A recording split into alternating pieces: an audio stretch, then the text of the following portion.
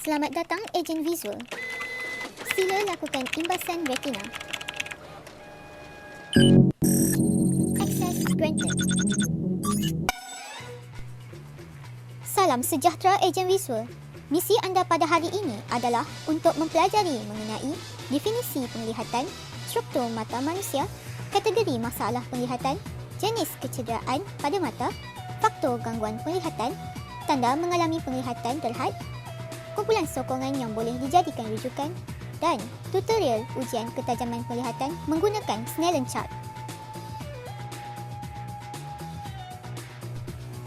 Pengenalan. Definisi masalah penglihatan.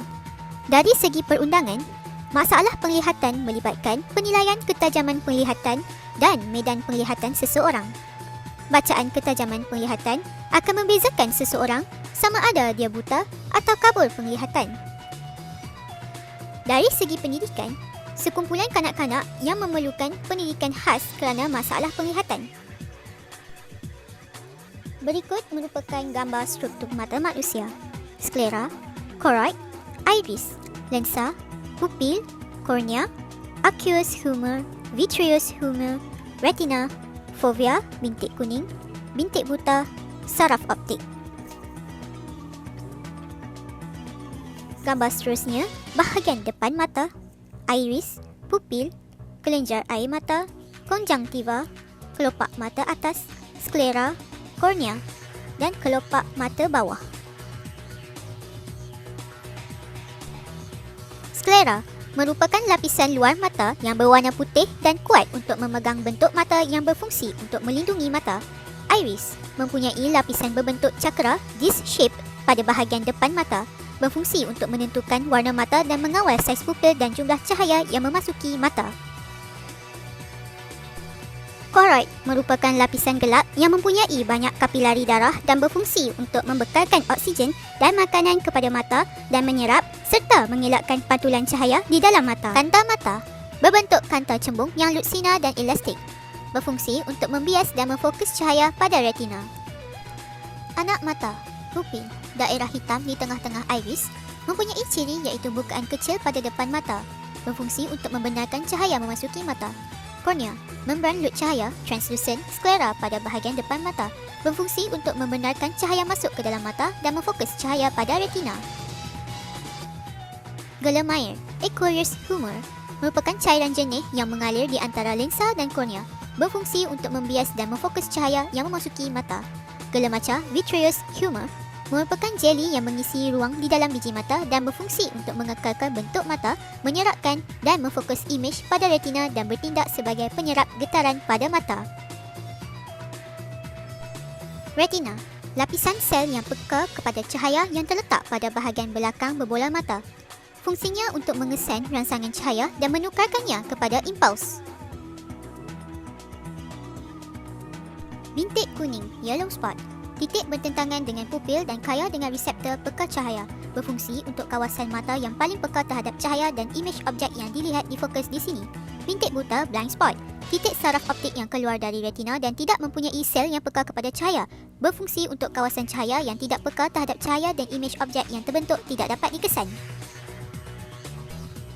Saraf optik, sekumpulan saraf yang menghubungkan retina ke otak, berfungsi untuk menghantar impuls dari retina ke otak untuk ditafsirkan. Konjungtiva mempunyai lapisan epitelium pada depan mata dan berfungsi untuk melindungi kornea. Kategori masalah penglihatan terbahagi kepada dua, iaitu kategori low vision, penglihatan terhad, dan kategori blind, buta. Yang pertama, low vision, penglihatan terhad. Tahap penglihatan kurang daripada 6/18, medan penglihatan kurang daripada 20 darjah pada kedua-dua mata dengan pembetulan terbaik. Individu dengan penglihatan terhad dapat melakukan tugas seharian menggunakan deria penglihatan. Masalah penglihatan terhad ini terbahagi kepada 3 tahap, iaitu tahap sederhana. Masalah pada tahap sederhana masih membolehkan individu melihat cahaya dan menjalankan aktiviti melibatkan deria penglihatan dengan menggunakan alat bantu khas seperti kanta. Tahap teruk.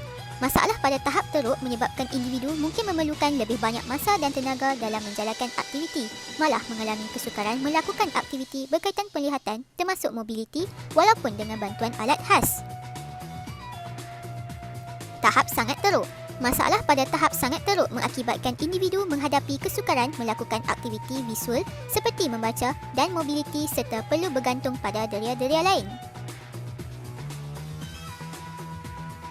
Kategori yang kedua ialah kategori blind, buta. Tahap penglihatan kurang daripada 3/60 pada mata, peluasan medan penglihatan seluas 10 darjah atau kurang pada kedua-dua mata dengan pembetulan terbaik. Apakah jenis kecederaan? Yang pertama, kemalangan yang traumatik, iaitu terbakar oleh bahan kimia, kecederaan oleh benda tumpul, kecederaan oleh benda menusuk. Yang kedua, bukan kemalangan, iaitu pendarahan retina, pendarahan vitreous, barah mata dan juga jangkitan kuman pada mata. Tanda-tanda mengalami penglihatan terhad. Yang pertama, kesukaran untuk mengenal pasti pada jarak jauh. Yang kedua, kesukaran untuk membezakan warna dalam tona yang sama. Yang ketiga, kesukaran untuk melihat pada jarak yang dekat, iaitu membaca atau memasak. Yang keempat, keluasan medan penglihatan semakin mengecil. Jenis-jenis masalah penglihatan. Pertama, rabun jauh. Kedua, rabun dekat. Ketiga, rabun silau. Keempat, rabun warna. Kelima, juling. Keenam, diplopia. Ketujuh, glaukoma. Kelapan, katarak. Rabun jauh adalah keadaan di mana cahaya yang masuk ke dalam mata terfokus di hadapan retina yang menyebabkan objek pada jarak jauh kelihatan kabur. Rabun jauh terjadi disebabkan bola mata yang terlalu panjang dan kuasa refraktif mata yang tinggi. Gambar menunjukkan imej terfokus di hadapan retina dan penggunaan kanta cekung membolehkan imej difokuskan di retina. Rabun dekat terjadi apabila keadaan di mana cahaya yang masuk ke dalam mata terfokus di belakang retina yang menyebabkan objek pada jarak dekat kelihatan kabur. Ini terjadi apabila bentuk kornea kurang melekung atau bola mata terlalu pendek dan menyebabkan cahaya bertumpu ke bahagian belakang retina. Gambar menunjukkan imej terfokus di belakang retina dan penggunaan kanta cembung membolehkan imej difokuskan di retina. Rabun silau adalah masalah gangguan penglihatan yang disebabkan oleh kelengkungan kornea atau kelengkungan kanta mata yang tidak sekata. Keadaan ini akan mengakibatkan penglihatan kabur pada sebaran jarak. Ia boleh wujud bersama jenis rabun mata yang lain. Rabun warna. Kebanyakan orang yang rabun warna tidak boleh membezakan beberapa tona warna merah dengan hijau atau biru dengan kuning, sama ada dalam keadaan terang atau cahaya samar. Jenis rabun warna yang kerap dijumpai adalah jenis rabun merah dan hijau. Golongan lelaki lebih beresiko mendapat rabun jenis ini, iaitu antara 5 hingga 10% berbanding golongan wanita. Jenis rabun warna terbagi kepada 3, iaitu monokromat, rabun warna total, dikromat dan trikromat. Monokromat. Terdapat segelintir penghidap rabun warna total iaitu monokromat dari sejak lahir kerana tiada sel kor pada retina, tetapi ianya sangat jarang berlaku.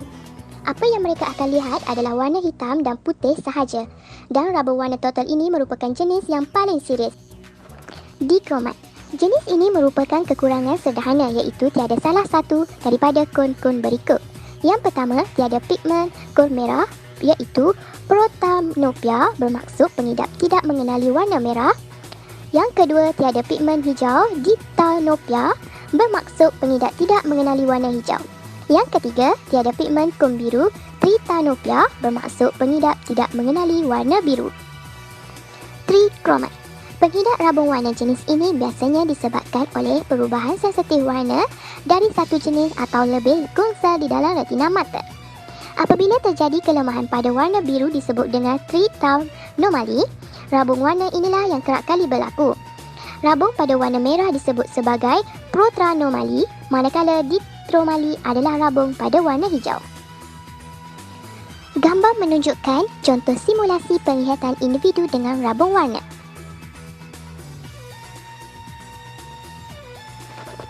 Juling. Juling merupakan ketidakseimbangan otot-otot mata yang menyebabkan sebelah atau kedua-dua belah mata tidak selari. Keadaan mata juling ini mungkin disebabkan oleh gangguan terhadap penyelarasan mata dalam otak, daya atau arah gerakan otot-otot berkenaan. Juling boleh dikategorikan kepada 4 jenis iaitu esotropia, mata terletak menghampiri hidung, exotropia, mata terletak menjauhi hidung. Hipertropia, mata terarah melihat ke atas. Hypotropia, mata terarah melihat ke bawah. Diplopia. Diplopia atau penglihatan ganda adalah suatu gangguan penglihatan yang mana objek terlihat double atau berganda. Diplopia berasal dari bahasa Yunani, diplo yang bermaksud ganda, opia bermaksud penglihatan. Glaukoma. Glaukoma adalah sejenis kerosakan mata yang disebabkan oleh tekanan cecair yang terlalu tinggi di dalam berbola mata. Kesemua jenis glaukoma adalah disebabkan gangguan atau dihalang oleh bendani yang mengedarkan ke dalam mata. Pusat atau sempadan penglihatan akan rosak atau hilang keseluruhannya apabila tekanan meningkat dan merosakkan saraf optik. Tekanan yang tinggi ini akan merosakkan sel retina dan serabut saraf sehingga ruang penglihatan sekitar seseorang itu menjadi semakin sempit dan akhirnya akan menjadi buta. Katarak. Katarak adalah sejenis kerosakan mata yang menyebabkan kanta mata berselaput dan rabun. Katarak ialah suatu keadaan di mana kanta mata yang jernih menjadi keruh. Ini boleh diumpamakan seperti tingkat yang sebahagiannya diselaputi kotoran.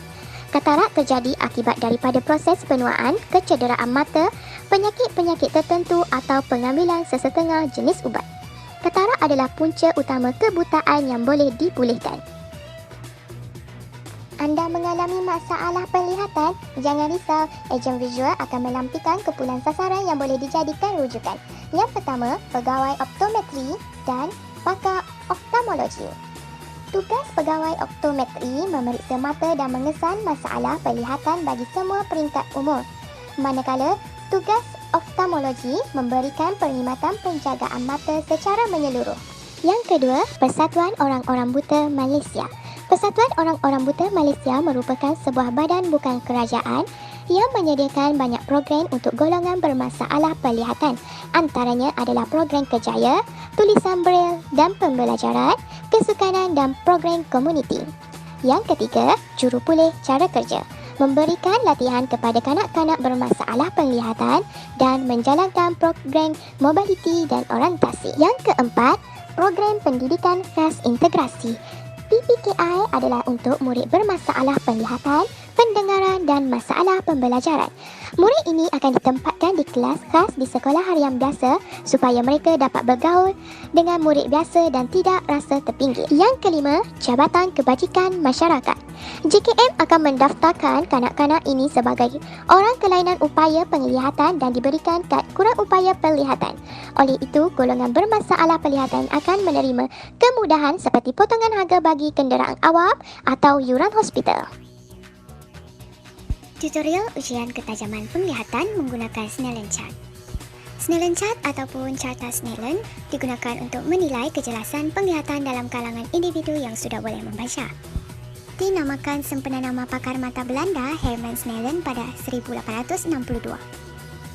Carta Snellen dicetak dengan 11 baris. Barisan pertama terdiri daripada huruf besar iaitu terdiri daripada huruf E, H atau N. Individu yang mengambil ujian mata perlu berdiri dalam jarak 20 kaki 6 meter dari carta Snellen. Seseorang individu itu perlu menutup sebelah mata, lalu baca huruf-huruf yang ditunjukkan pada carta Snellen dari atas hingga ke bawah. Huruf kecil yang boleh dibaca dengan teliti akan menentukan ketajaman mata individu. Seterusnya, ulang langkah pada sebelah mata. Jika seseorang itu dapat membaca pada 40 kaki 12 meter, maka ketajaman penglihatannya 50%. Pada 20 kaki 6 meter 100%, 10 kaki 3 meter 200%. Ketajaman penglihatan yang normal dapat membaca pada jarak 12 meter 40 kaki. Ketajaman penglihatan yang normal dapat membaca pada jarak 6 meter 20 kaki. Ketajaman penglihatan yang normal dapat membaca pada jarak 3 meter 20 kaki.